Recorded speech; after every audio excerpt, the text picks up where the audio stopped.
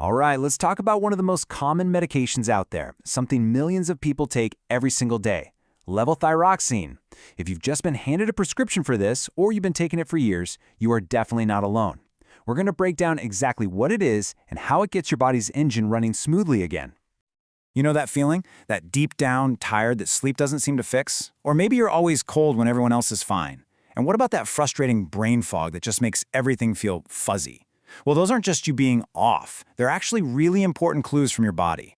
So here's our game plan. First, we'll look at what's going on when your metabolism slows down. Then, we'll introduce the solution, this man-made hormone helper. We'll follow its journey right to your cells. Then, the really important stuff, the rules for taking it, like the 4-hour rule. We'll also figure out how to tell if your dose is too high or too low. And finally, we'll talk about living in balance for the long haul. Okay, so let's get right to the heart of it. Why would you even need this medication in the first place? Well, it all comes down to a tiny but super powerful butterfly-shaped gland you have in your neck. The best way to think about your thyroid is like it's the thermostat for your entire body. It controls your energy, your temperature, your metabolism, the whole shebang. So what happens when that thermostat gets stuck on low? Well, as you can imagine, everything just kind of slows down.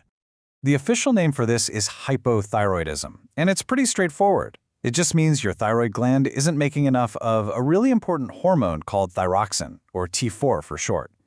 This is the simple reason behind all those symptoms we just talked about. And the impact is huge. It can affect you from head to toe. We're talking about that frustrating weight gain, feeling sluggish and weak, dry skin, even hair loss and muscle aches. Why? Because literally every single cell in your body needs that thyroid hormone to get its energy. Without it, the whole system is running on empty. So if the problem is that your body is missing a key ingredient, the solution is actually pretty elegant. We just give it back. And that's where levothyroxine comes in. Now, it's really important to get this. This isn't some foreign drug that hijacks your system. It's a synthetic or man-made version of the exact same T4 hormone your body is supposed to make. Think of it like a perfectly crafted replacement key, made to fit a lock that's already there. But how does one little pill actually manage to fire up your body's entire power grid? It's a pretty cool process. Okay, so here's how it works. You take the pill, which is full of that inactive T4 hormone.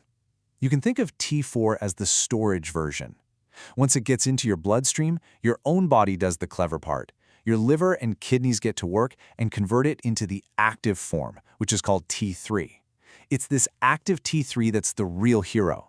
It travels to all your cells and basically flips the on switch for your metabolism. Now, this is a really fascinating and important detail. Levothyroxine has what's called a half-life of about 7 days. All that means is it takes a full week for the amount in your blood to drop by half. This is actually great news because if you accidentally forget to take your pill one morning, it's not the end of the world. But it also shows you why consistency is so critical. It takes weeks of taking it every day to build up a nice, stable level in your system. Okay, this brings us to what is maybe the most crucial part of this whole thing, the user's manual. These are the rules you have to follow to make sure the medication can actually do its job. I bet your doctor has told you this probably more than once. Take it on an empty stomach. There is a massive reason for this. It's probably the single biggest thing that determines if the medicine works for you. So, why is it so important? The answer, in one word, is interference. Levothyroxine is, well, it's a little bit picky about how it gets absorbed. If there are other things hanging around in your stomach, they can literally grab onto the medication and block it from ever getting into your bloodstream. And here are the biggest offenders. Calcium and iron supplements are huge blockers. So are things like antacids. But it's not just supplements. Even things like high-fiber foods, soy, and yep, even your morning coffee can seriously cut down on how much of that pill you actually get. So, if you're going to remember one number from all of this, let it be this one, 4. You have to wait at least 4 hours after taking your levothyroxine before you take any calcium or iron. For food and coffee, the rule of thumb is about 30 to 60 minutes. Being strict about this is what guarantees you're getting the dose your doctor intended. So what's the deal with side effects? Here's a better way to think about them. They're not just random side effects. They are your body's way of sending a message to you and your doctor that the dose needs a little tweak. It's all about balance. If your dose is too low, you're going to feel all those familiar hypothyroid symptoms creep back in. The fatigue, the cold, the weight gain. But if your dose is too high, it pushes you in the other direction, into a hyperthyroid state. You'll feel anxious, hot, maybe get heart palpitations or lose weight unexpectedly. Learning to spot these signs is your superpower. And this right here should be incredibly reassuring. It's almost never a problem with the medication itself. It's just a sign that the dosage isn't quite right for you at that moment. It means a small adjustment from your doctor, based on how you feel and your blood work, can get you right back in that perfect sweet spot. Hypothyroidism is usually a lifelong journey, which means managing it is more of a marathon than a sprint. So let's cover a few final, really important things to keep in mind for the long run. Your body isn't static, and your needs can change over time. For example, during pregnancy, the dose almost always needs to go up, sometimes by as much as 50% to support the baby's brain development.